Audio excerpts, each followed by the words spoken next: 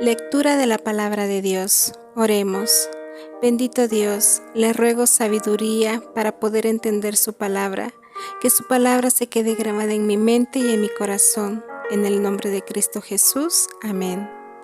Hebreos capítulo 9. Ahora bien, aún el primer pacto tenía ordenanza de culto y un santuario terrenal, porque el tabernáculo estaba dispuesto así. En la primera parte, llamada el lugar santo, estaban el candelabro, la mesa y los panes de la proposición. Tras el segundo velo estaba la parte del tabernáculo llamada el lugar santísimo, el cual tenía un incensario de oro y el arca del pacto cubierto de oro por todas partes,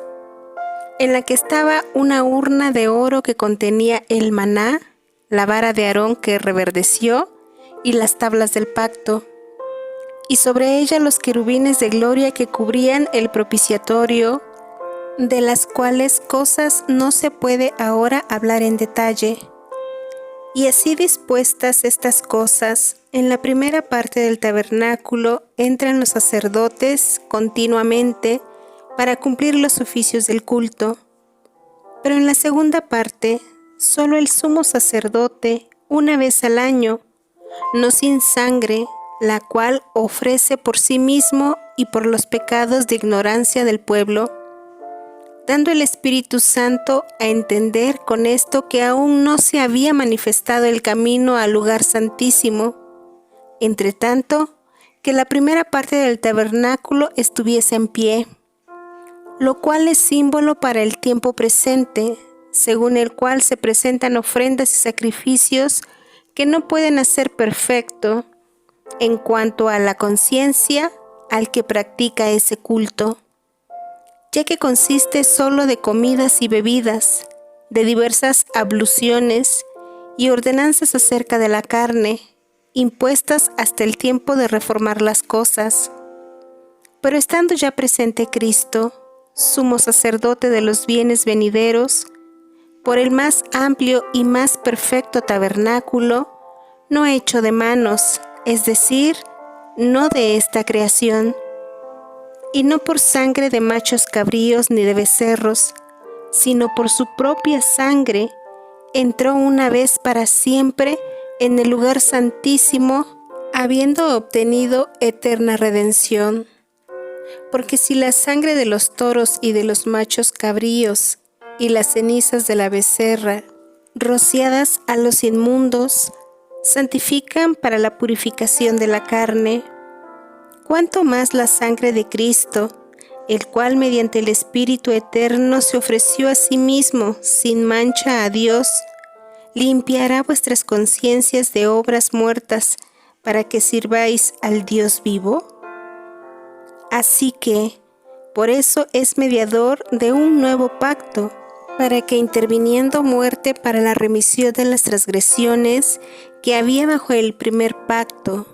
los llamados reciban la promesa de la herencia eterna. Porque donde hay testamento, es necesario que intervenga muerte del testador, porque el testamento con la muerte se confirma, pues no es válido entre tanto que el testador vive, de donde ni aun el primer pacto fue instituido sin sangre, porque habiendo anunciado Moisés todos los mandamientos de la ley a todo el pueblo, tomó la sangre de los becerros y de los machos cabríos con agua, lana escarlata e hisopo, y roció el mismo libro y también a todo el pueblo, diciendo: Esta es la sangre del pacto que Dios os ha mandado. Y además de esto, roció también con la sangre el tabernáculo y todos los vasos del ministerio, y casi todo es purificado según la ley, con sangre, y sin derramamiento de sangre no se hace remisión. El sacrificio de Cristo quita el pecado. Fue, pues, necesario que las figuras de las cosas celestiales fuesen purificadas así, pero las cosas celestiales mismas con mejores sacrificios que estos. Porque no entró Cristo en el santuario hecho de mano, figura del verdadero, sino en el cielo mismo para presentarse ahora por nosotros ante Dios, y no para ofrecerse muchas veces, como entra el sumo sacerdote en el lugar santísimo cada año con sangre ajena. De otra manera, le hubiera sido necesario padecer muchas veces desde el principio del mundo, pero ahora, en la consumación de los siglos, se presentó una vez para siempre por el sacrificio de sí mismo para quitar de en medio el pecado,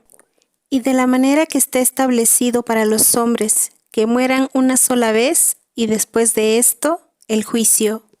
Así también, Cristo fue ofrecido una sola vez para llevar los pecados de muchos